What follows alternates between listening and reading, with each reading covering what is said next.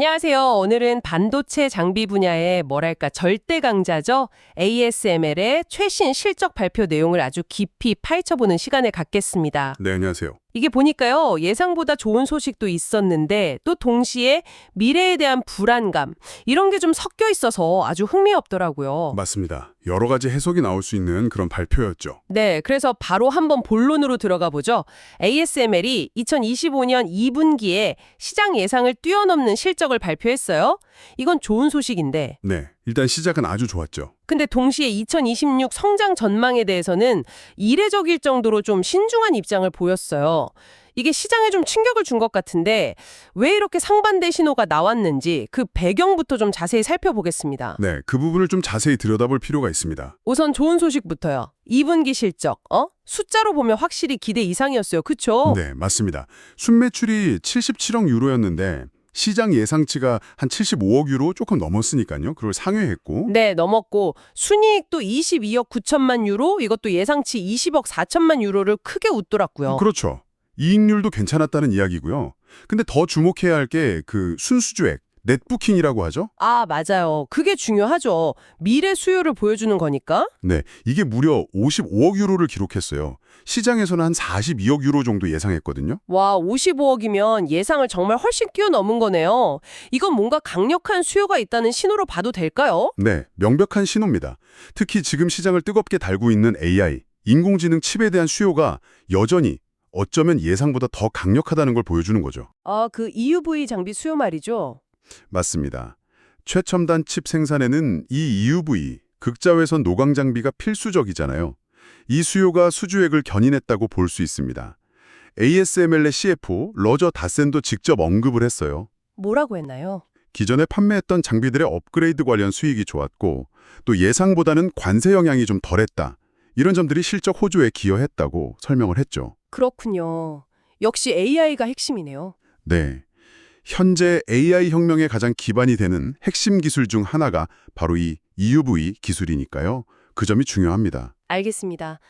현재는 이렇게 탄탄한데 미래 전망은 좀 달랐다는 거죠. 3분기 매출 전망치를 보니까요. 74억에서 79억 유로 사이로 제시됐는데 이게 시장 기대치에는 좀 못 미쳤어요. 네. 시장에서는 한 83억 유로 정도를 기대했었거든요.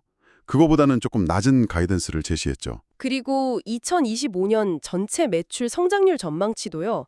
원래는 300억에서 350억 유로라는 좀 넓은 범위로 제시했었는데 이번에는 딱 15% 성장, 그러니까 약 325억 유로 정도로 구체화하면서 범위를 좁혔어요. 이것도 좀 보수적으로 잡은 느낌인데요. 맞습니다. 기존 전망치의 중간값 정도인데 범위를 좁혔다는 건 그만큼 불확실성을 좀 더 반영했다고 볼 수도 있겠죠.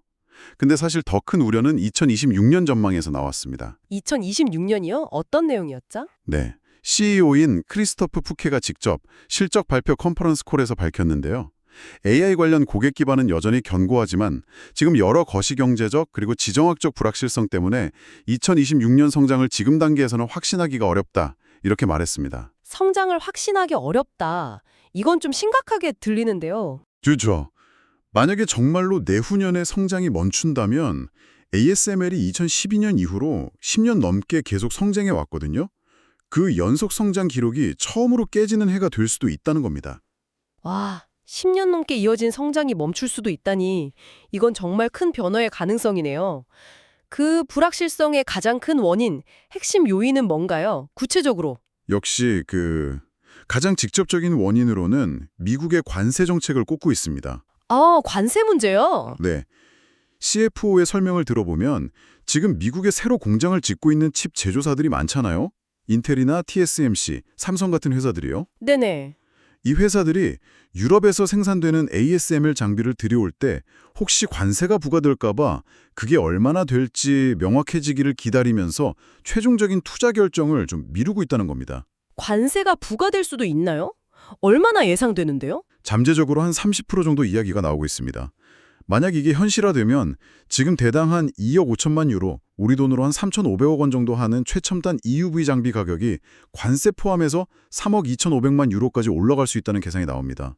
와, 30%면 엄청나네요. 거의 1억 유로 가까이 비싸지는 건데요. 그렇죠. ASML은 이 비용을 고객에게 전가하겠다는 입장이긴 합니다만, 그래도 부담이 엄청나겠네요. 네. 그리고 이런 불확실성 자체가 기업들의 대규모 투자 결정을 망설이게 만드는 거죠. 게다가 부품이 네덜란드 본사에서 생산돼서 미국으로 갔다가 다시 네덜란드로 와서 조립되고 완제품이 다시 미국으로 가는 이런 복잡한 과정이 있거든요. 이 과정에서 관세가 중복으로 부과될 수 있다는 우려도 있고요. 아, 그렇군요. 단순히 비용 증가 문제가 아니라 이 불확실성 자체가 투자를 위축시키는 그런 상황이군요. 맞습니다. 그게 핵심입니다. 지정학적 요인 중에서는 중국 관련 내용도 상당히 좀 흥미롭던데요. 이 부분은 어떻게 봐야 할까요? 네, 이것도 아주 주목할 만한 부분인데요. 아시다시피 미국이 중국에 대한 반도체 장비 수출을 강력하게 통제하고 있잖아요. 예, 특히 최첨단 장비는 거의 막고 있죠. 그렇죠. 그런데도 불구하고 ASML 전체 매출에서 중국 시장에 차지하는 비중이 여전히 꽤 높다는 점입니다. 이번 2분기 시스템 매출의 27%가 중국에서 나왔어요. 27%요? 1분기랑 비교하면 어떤가요? 1분기랑 똑같은 수준입니다. 이게 뭘 의미하냐면 중국의 칩 제조사들이 앞으로 미국의 규제가 더 심해질 것을 대비해서 규제 대상이 아닌 장비들, 그러니까 상대적으로 덜 진보된 DUV, 심자외선 장비 같은 것들을 미리 구매하고 있다. 이렇게 해석할 수 있습니다. 아, 일종의 사재기 같은 거군요. 그럼 다른 지역은요? 대만이나 한국은 어떤가요? 대만 비중이 크게 늘었습니다. 1분기에는 16%였는데 2분기에는 35%까지 급증했어요. 와, 2배 이상 늘었네요. 이건 왜 그런 거죠? 이건 주로 TSMC의 영향으로 보입니다. TSMC가 최첨단 공정 투자를 계속 늘리고 있잖아요. 그 수요가 반영된 결과로 분석됩니다. 한국 비중은 1분기 18%에서 2분기 11%로 좀 줄었고요. TSMC엔 투자를 늘리는데 그럼 인텔이나 삼성 같은 다른 주요 고객사들은 좀 다른 상황인가요? 이 회사들의 상황도 ASML 실적에 당연히 영향을 미칠 텐데요. 물론입니다.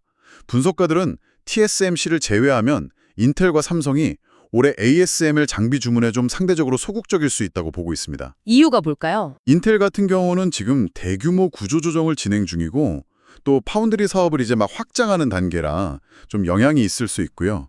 삼성과 인텔 두 회사 모두 당면한 과제가 있는데 바로 최첨단 공정의 수율, 즉 양품 비율을 안정적으로 높이는 데 좀 어려움을 겪고 있다는 분석이 계속 나오고 있습니다. 아, 수율 문제. 그게 발목을 잡을 수도 있겠군요. 네, 이런 개별 기업들의 내부적인 문제가 ASML뿐만 아니라 다른 반도체 장비 공급사들의 실적에도 영향을 줄 수 있는 중요한 변수라고 할 수 있죠. 그렇군요. 자, 마지막으로 ASML의 어떻게 보면 가장 중요한 미래 성장 동력이죠. 차세대 장비, 하이 NA UUV. 이건 지금 어떻게 진행되고 있습니까? 네, 이 하이NA EUV 장비야말로 ASML의 장기적인 성장을 좌우할 핵심 기술이라고 할 수 있습니다. 이번 2분기에 드디어 첫 번째 하이NA 장비를 고객사에 출하했다고 공식적으로 밝혔습니다. 드디어 출하가 시작됐군요. 이게 가격이 어마어마하다고 들었는데요. 네, 맞습니다. 대당 가격이 4억 달러가 넘습니다.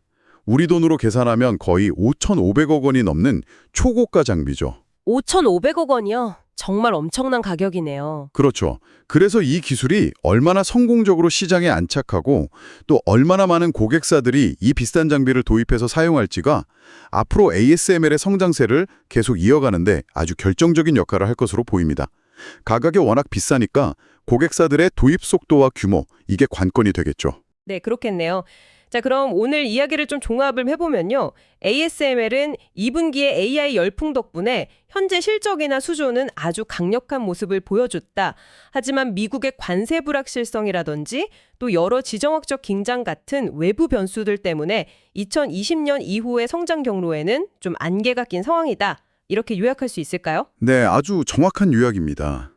AI 수요라는 확실한 현재 엔진과 또 하이NA EUV라는 강력한 미래 성장 동력을 가지고 있음에도 불구하고 기업이 통제하기 어려운 이런 외부 환경 변수들이 장기적인 전망에 얼마나 큰 영향을 미칠 수 있는지를 아주 잘 보여주는 사례라고 생각합니다. 앞으로 지켜봐야 할 포인트가 많겠네요. 네, 특히 말씀드린 미국의 관세 정책이 실제로 어떻게 결정될지 그리고 미국의 규제 속에서도 여전히 중요한 시장인 이 중국 쪽의 수요가 앞으로 어떻게 변화할지 이 두 가지가 ASML의 미래를 가늠하는 가장 중요한 관전 포인트가 될 것 같습니다. 네, 오늘 ASML 실적 발표를 통해서 반도체 시장의 현재와 미래를 둘러싼 여러 복잡한 변수들을 함께 짚어볼 수 있었습니다. 오늘 말씀 감사합니다. 네, 감사합니다. 다음에 더 유익한 정보로 찾아뵙겠습니다.